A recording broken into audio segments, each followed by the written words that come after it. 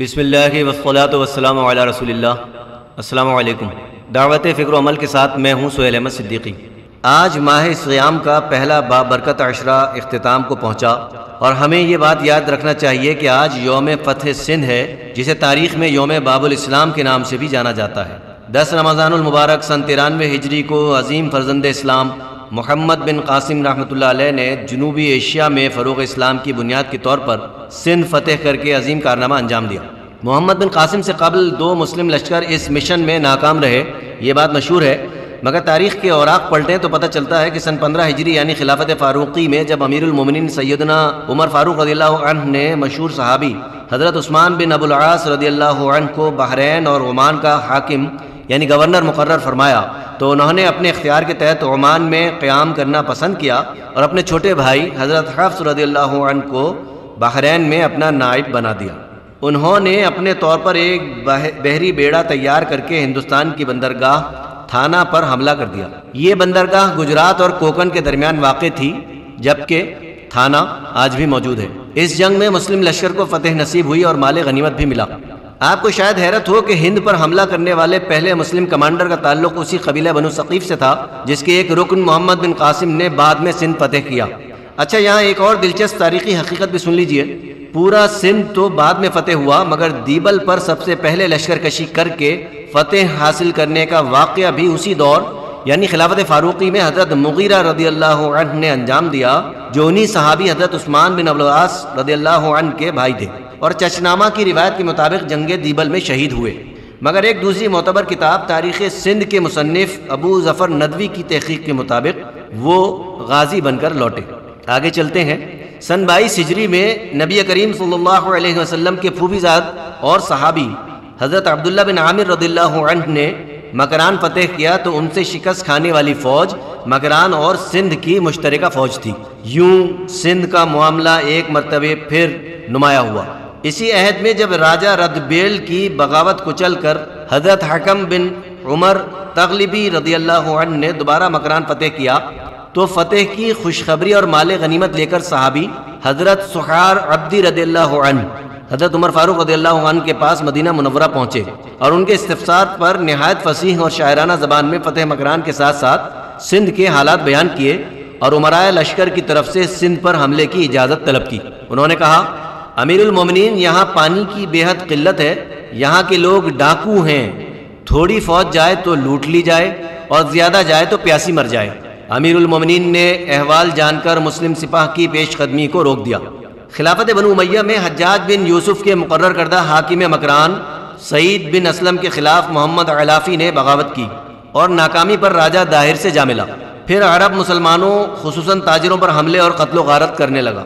حجاج نے سفیر کے ذریعے باغی کی واپسی کا مطالبہ کیا تو داہر نے صاف انکار کرتے ہوئے سفیر کو قتل کر دیا، جو ہر لحاظ سے لائق مذمت اور گھناؤنا فعل تھا۔ حجاج نے یکے بعد دیگرے 2 چھوٹے لشکر عبیداللہ بن بنہان اور بدیل بن طیفہ کی قیادت میں سندھ روانہ کیے، مگر انہیں کامیابی نہ مل سکی۔ جب راجہ داہر نے خشکی کا راستہ مسلم تجارتی قافلوں کے لیے بند کرنے کے بعد بحری تجارت ختم کرنے کا فیصلہ کیا، خلیفہ ولید بن عبد الملک کے دوست راجہ سیلان کی طرف سے آنے والے تحائف اپنے ہمراہ لیے قافلہ حج پر دیبل کے قریب راجہ داہر کے خاص بحری قزاقوں نے اسے لوٹ کر مسافروں کو راجہ داہر کے پایا تخت الور روانہ کر دیا، تو اس خطے کی تاریخ نے نئی کروٹ لی۔ بنو یربوع کی ایک یتیم لڑکی نے اپنے خون سے وہ تاریخی خط لکھا جس کو پڑھ کر حجاج بن یوسف جیسا سخت گیر حاکم بھی رو پڑا۔ اس نے اپنے لائق بھتیجے محمد بن قاسم کو سندھ کے مارکے کے لیے روانہ کیا، جو پہلے اپنی سپاہ کے ساتھ شیراز ایران، پھر شام اور عراق سے کمک حاصل کر کے سندھ کی فتح کے لیے عازم سفر ہوئے۔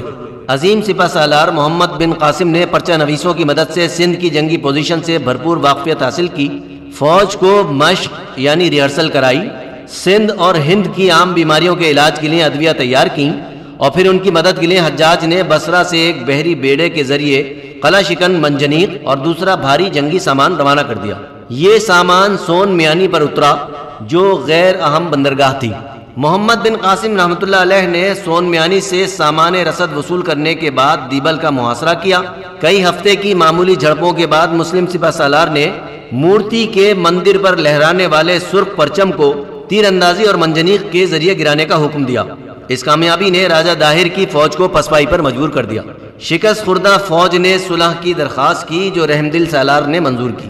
10 رمضان سن 93 ہجری کو شکست فاش سے دوچار ہونے والے راجہ داہر کو ایک شہسوار نے قتل کر کے مسلم سپاہ کی ملتان تک پیش قدمی کی راہ ہموار کر دی۔ حاضرین کوئی سوال کرنا چاہیں تو میں حاضر ہوں۔ السلام علیکم، میرا نام مظہر ہے۔ سہیل صاحب، میں یہ جاننا چاہتا ہوں کہ دیبل کہاں پر ہے؟ دیبل کے بارے میں مختلف مورخین نے مختلف مقامات کی نشاندہی کی ہے، اور تحقیق سے پتہ یہ چلتا ہے جو لیفٹیننٹ جنرل ریٹائرڈ محمد اکبر خان نے ریسرچ کی ہے وہ یہ ہے کہ یہ دیبل کراچی سے قریب جو چوکھنڈی کی جگہ ہے اور اس سے آگے پھر بھمبور ہے، یہ وہ علاقہ ہے، گویا بھمبور کے آس پاس لگ بھگ علاقہ تھا دیبل کا۔ بہت شکریہ سہیل، ہمارے لسنرز کی معلومات میں بھی یقیناً اضافہ ہوا اس بات سے جو مظہر نے ابھی سوال پوچھا۔ میں 2 سوالوں کو ملا کے پوچھنا چاہتی ہوں۔ ایک تو یہ بتائیے کہ محمد بن قاسم کا تعلق بزرگان دین کے کون سے طبقے سے تھا، اور دوسرے یہ کہ محمد بن قاسم کا آخری وقت کہاں اور کیسے گزرا؟ محمد بن قاسم کا تعلق بزرگان دین کے اس طبقے سے تھا جسے تبع تابعین کہا جاتا ہے، یعنی صحابہ کرام کو دیکھ کر مسلمان ہونے والے، ان کی صحبت میں رہنے والے تابعین، اور جو ان کی صحبت میں بزرگ تھے وہ تبع تابعین۔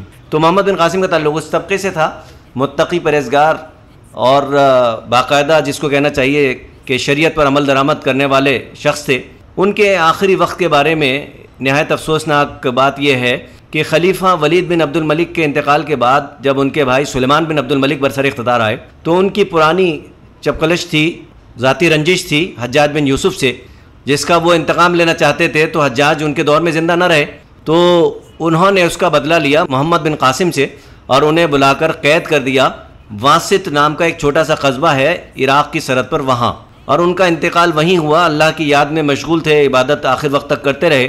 بعد میں جب خلیفہ کو ان کے بارے میں تفصیل بتائی گئی تو خلیفہ سلیمان بن عبد الملک باقاعدہ رویا کہ افسوس میں نے ایسے شخص کو ضائع کر دیا، ایسے جوان کو کہ جو اللہ کے ذکر اور تلاوت قرآن پاک میں مشغول رہتا تھا۔ وما توفیقی الا باللہ۔